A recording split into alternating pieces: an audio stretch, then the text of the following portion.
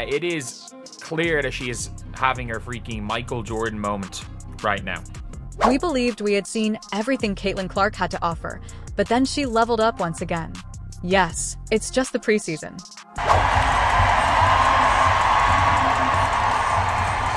When Caitlin Clark returned to Iowa City, the excitement was not just intense, but overwhelming. Within minutes, 15,000 tickets were sold out. Fans were simply thrilled to see her return to the court after a 6-month hiatus. However, they received far more than they had anticipated. The Caitlin Clark show is very real, and Caitlin Clark's ability to rise to the moment and put on a show is remarkable. She gave a memorable performance and offered sound bites and pictures during a preseason match against unidentified Brazilian players in her former college venue, formally ending the argument. She is Michael Jordan of the WNBA. It was Caitlin Clark in her prime. The best part is that this was only the start. You can already sense the change after just one preseason game. This season looks to be something unique and historic because of the fresh talent surrounding her, the updated system, and the passion that has only become stronger. Hold on tight if that game was the appetizer. We're heading into an all-you-can-eat buffet of Caitlin Clark brilliance. Let's examine what transpired, how it altered Caitlin and the Fever's trajectory going into 2025, and why it sent a strong statement to the league as a whole. But first, please subscribe for more Fever updates and like this video if you thought it was incredible to see Caitlin back on the court. Alright, let's take a moment to reflect on what we just saw and how far we've come. It is a little that Bird Magic moment, if you recall, from 1979 when those two rookies came in from a big college rivalry, one white, one black. And so we have that moment with these two. Last season, the WNBA and its commissioner, Kathy Engelbert, hoped for this, their magical time with the Bird. Caitlin Clark and Angel Reese's rivalry has the potential to spark interest again, attract new supporters, and usher in a new era for the league. Similar to what happened to the NBA decades ago. However, as the season progressed, it became evident that this contest was not even. Caitlin Clark was more than just a plot point. The story was about her. She didn't simply step up to the plate. Everyone else, even Rhee, was left behind as she shot into another stratosphere. Caitlin quickly distanced herself.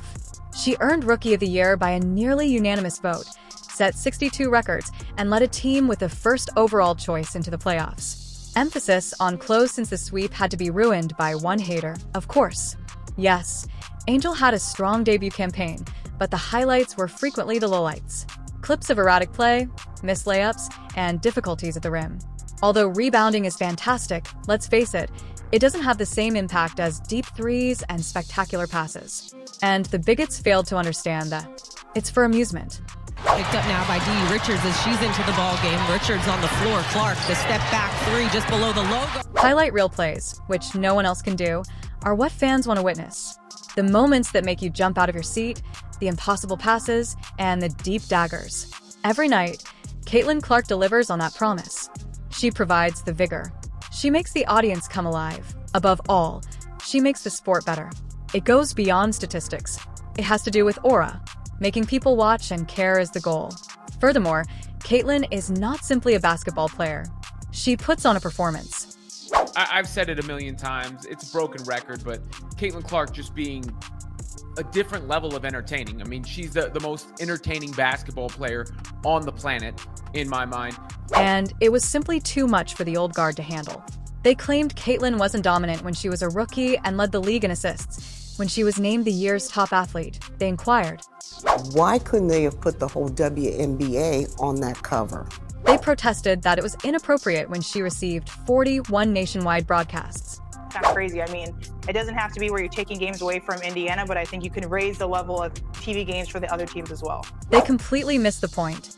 They neglected the entertainment, charisma, humility, and likability in favor of data.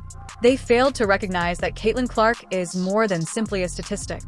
She is the whole thing, the type of celebrity the league required to become well-known. A'ja Wilson should be the face of the league, even though no one finds her at 6'5" or 6'4" relatable. She's not as fun to watch or as exciting as Caitlin Clark, and fans aren't showing up to see A'ja Wilson. All of this from a 22-year-old rookie. Logo threes, unbelievable court vision, and high IQ passes. Even Paige Beckers, who is incredibly talented in her own right, lacks the same flair. Paige is well-groomed. She is calm. She's energetic, though. Caitlin. There is almost zero similarities to how they play other than their position. Paige Beckers is obsessed with efficiency. Caitlin Clark plays with flair. The haters do not want to acknowledge this. Efficiency, assists, and points have never been the only considerations. Impact is the key. It has to do with presence. The goal is for someone to enter the court and drastically alter the atmosphere in the arena. And Caitlin Clark consistently does that. They then turn to the more sinister justifications rather than admitting that.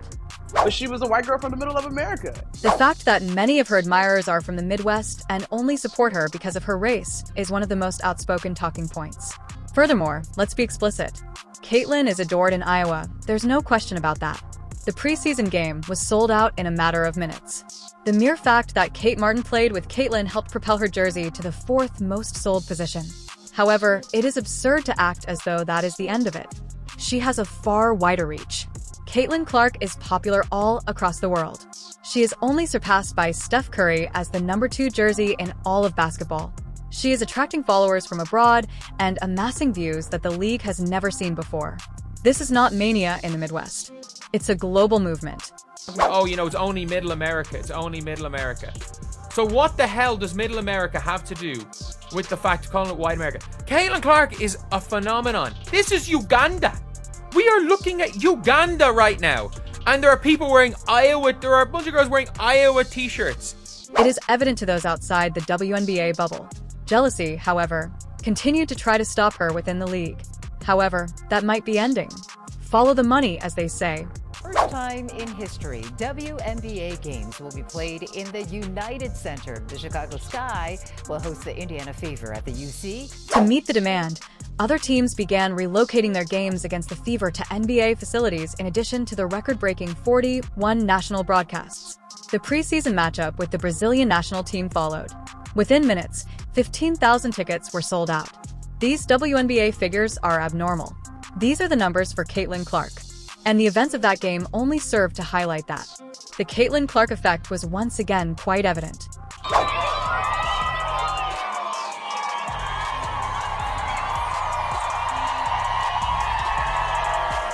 It didn't matter that this was a preseason game against a squad from whom the majority of fans couldn't identify a single player.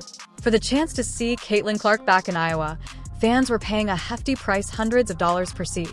Average reported ticket price was $650. Now, if you do the math here and you do 15,000 people times $650, that is almost $9.75 million just for a WNBA preseason game. This team is going to break so many records this year. I know we've talked about it. Attendance, viewership, merch sales, all of the things. The fan base that rides behind this Indiana Fever team, there is so much motion. This isn't typical.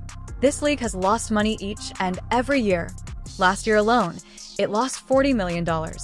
However, Caitlin Clark now turns the sport's entire economy upside down. Jerseys are selling like crazy. Trading cards were quickly sold out. Demand for tickets is unparalleled. Everything she comes into contact with turns to gold.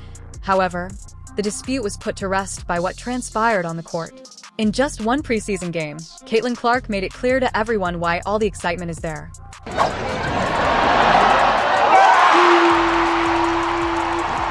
In a preseason game, that is a logo 3 from 36 feet.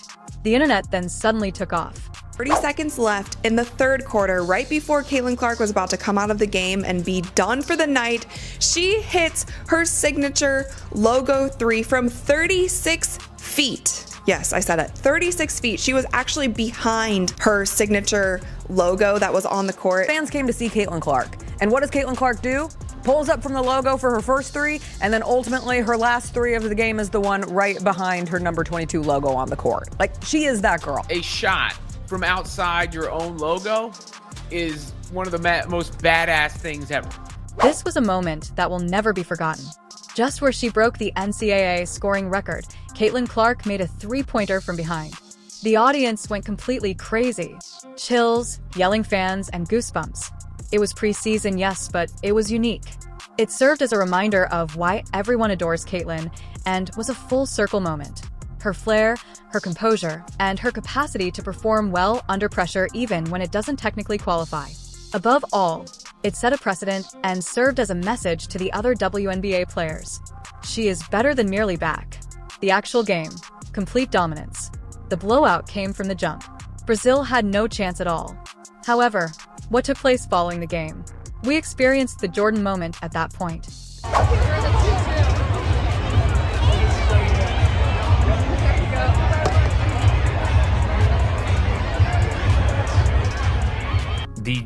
The team she played against last night, and I understand a lot of this team was young, but the team she played against last night, getting pictures with Caitlin Clark at the end of the game, having her literally sign their jerseys, and those jerseys, you better believe the coach of the rival team being in shock. Like, this is the dream team. This is the dream team. It is like, that is what it is. It is the craziest thing in women's basketball, and this is the Michael Jordan show. Caitlin Clark was treated like a rock star by the entire Brazilian national team. They were lining up to take pictures with her after the game, grinning as if they had just met their idol, and requesting autographs. They had, to be honest, this was no clumsy, forced act of sportsmanship. There was sincere admiration from the beginning, there was respect, and it remained constant. IT wasn't just the players, either. During the game, Mike was even caught by their coach, and his words aptly encapsulated the situation. Changing the history of basketball. You're an amazing player. What you're doing is phenomenal. Celebrating Caitlin Clark. It was a unique event that stood in stark contrast to the way the WNBA handled her throughout the previous season. Here, she was treated with nothing but admiration, jealousy, a chip on the shoulder, passive-aggressive shade, and genuine appreciation for her game and what she stands for by a group of international players who had no stake in the league politics or media drama.